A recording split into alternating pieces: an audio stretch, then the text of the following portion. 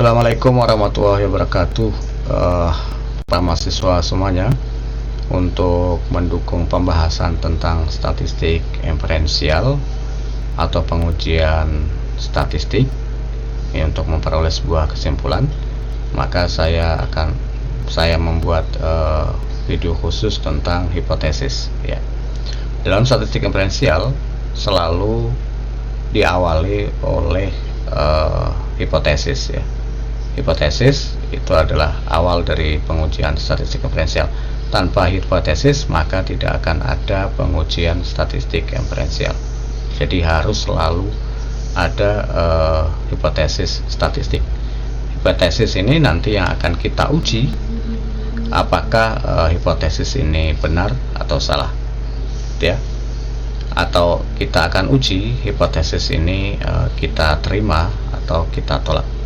Jika hipotesisnya kita terima, maka itulah kebenarannya.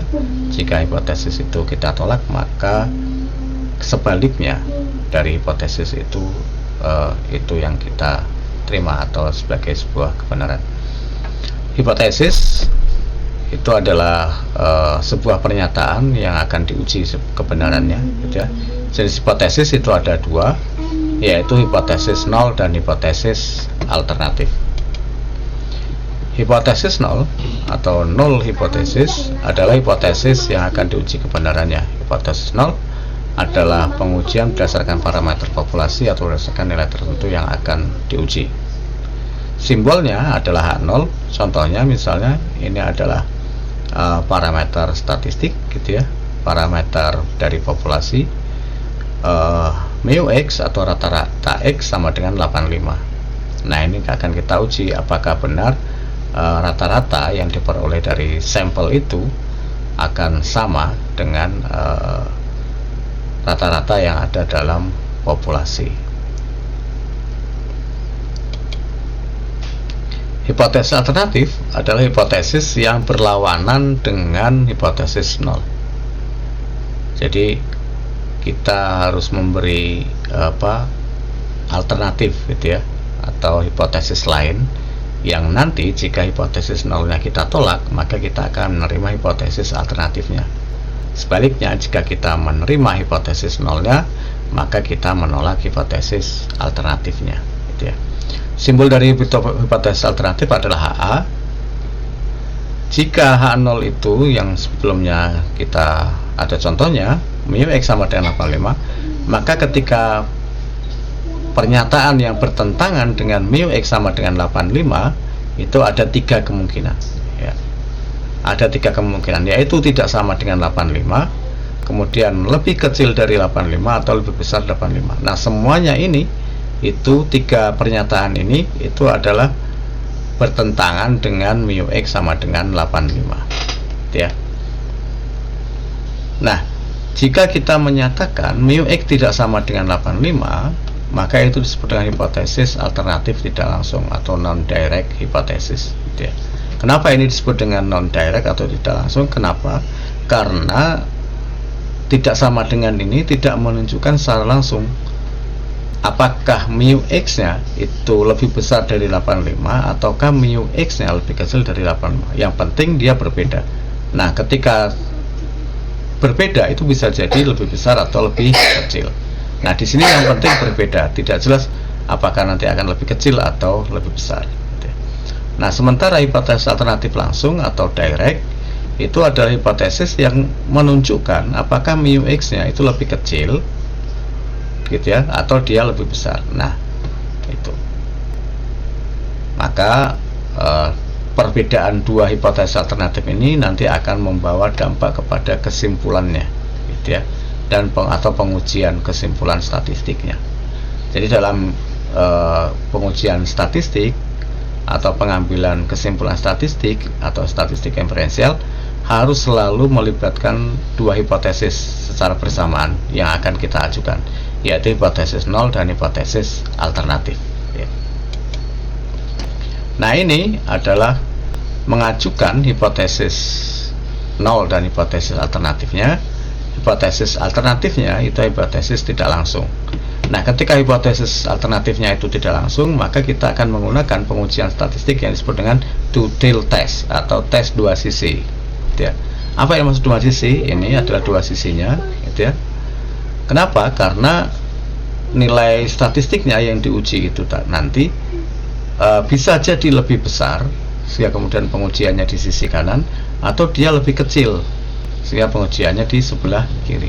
Jadi ada dua kemungkinan. Nah, karena ada dua kemungkinan, maka disebut dengan pengujian dua sisi atau two-tail, gitu ya. Nah, misalnya di sini pengujian two-tail, kita harus juga menyebutkan level signifikannya.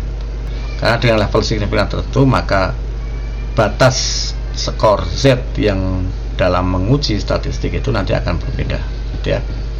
Misalnya two-tail test dengan level signifikan 0,05, maka skor Z kritisnya atau batas skor Z-nya itu adalah 1,96 di atas dan minus 1,96 di bawah. Skor Z yang nanti akan dihitung, gitu ya.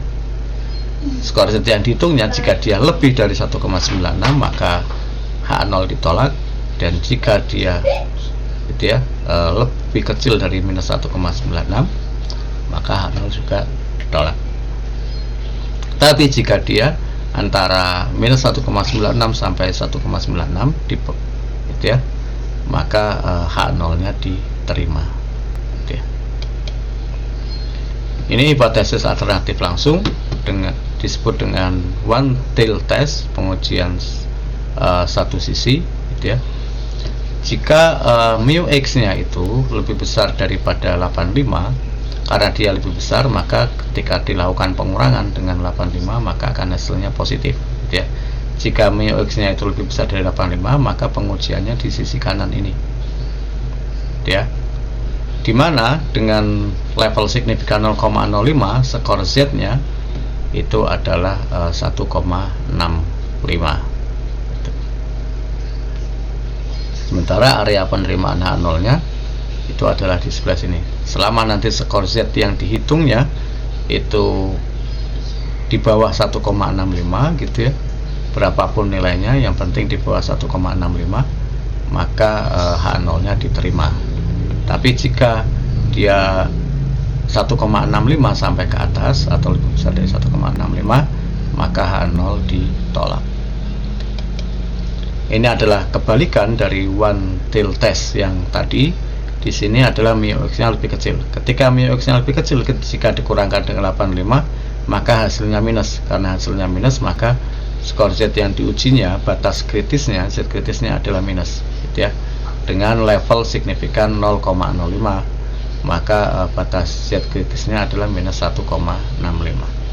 Jika dia lebih kecil dari minus 1,65, gitu ya, minus 1,66 dan seterusnya, gitu, maka